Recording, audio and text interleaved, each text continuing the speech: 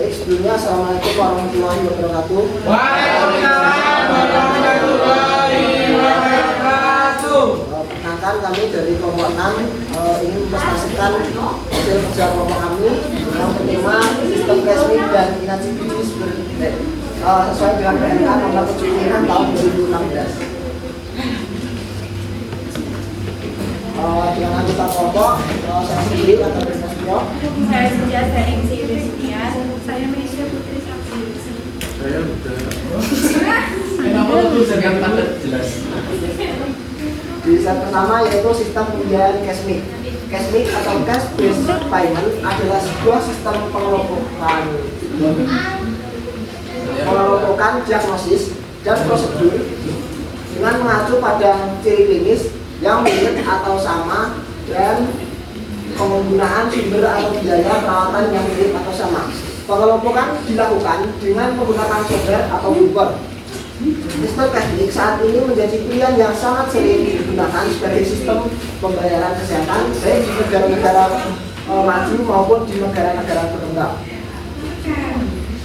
Nantinya yaitu sejarah Kesmik. Kesmik dikembangkan di Indonesia pada tahun 2006 dan dikenal dengan nama Indonesia Diagnosis Related Group, mengacu pada surat edaran Menteri Kesehatan RI nomor 58/7/8 dengan tanggal 3 Juli 2008 dan nomor 807/E/8/2008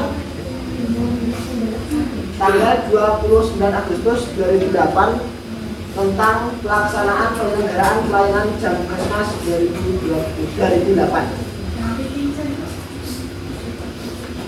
Selanjutnya, inasibilis Kesmik berisi tarif paket pelayanan kesehatan yang meliputi diagnosis, jumlah dari perawat, dan pusat biaya per diagnosis penyakit.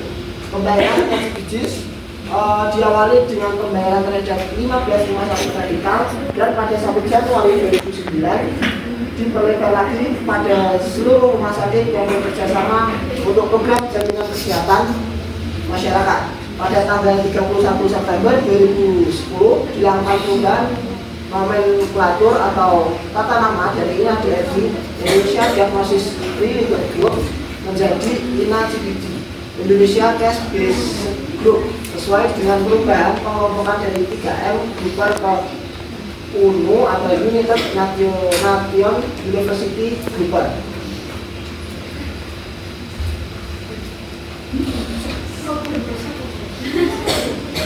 Kelebihan sistem Kesmik 1, DRG membantu memperkirakan dan memprediksi secara tepat finansial yang diterima.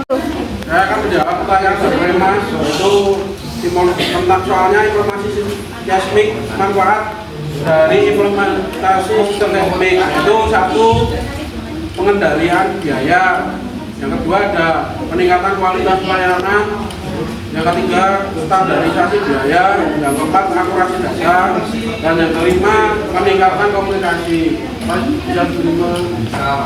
Tadi soal pertanyaannya tantangan yang dihadapi dalam sistem di lapangan.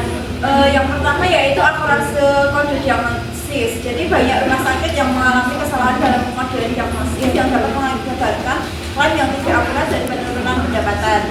Kemudian yang kedua, perbedaan tarif. Jadi terdapat ketidaksesuaian antara tarif inasibilis dan biaya dari pelayanan yang seringkali merugikan rumah sakit, terutama untuk kasus kompleks. Kemudian yang ketiga, keterbatasan sumber daya manusia. Staf seringkali kurang terlatih dalam sistem pengkodean, menyebabkan kesalahan dan ketidakpahaman dalam penerapan kode. Kemudian yang keempat, dokumentasi klinis yang tidak lengkap. Ketidaklengkapan dalam catatan klinis dapat mempengaruhi akurasi pengkodean. Pertanyaan dari Tina itu soalnya bagaimana Kesmik meningkatkan kualitas rumah sakit.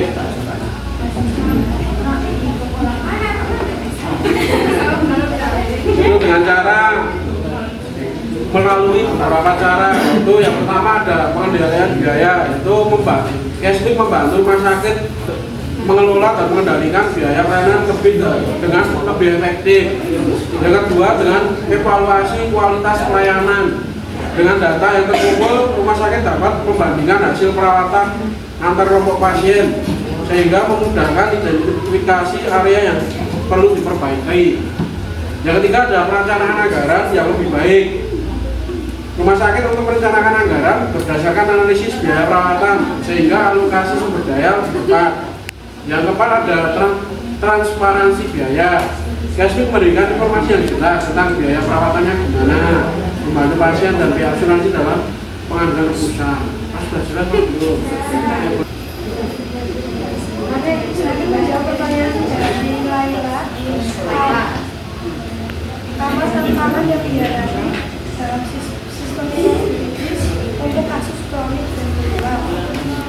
Yang pertama, ketidakcukupan biaya untuk kasus kompleks, kedua tidak fleksibel untuk kondisi klinis, ketiga motivasi untuk mengurangi selama perawatan, dan terakhir mengelompokkan kasus yang kurang spesifik. Pertanyaan dari Mas Mardian, yaitu berapa tarif inasi biji berdasarkan kelas 1, 2,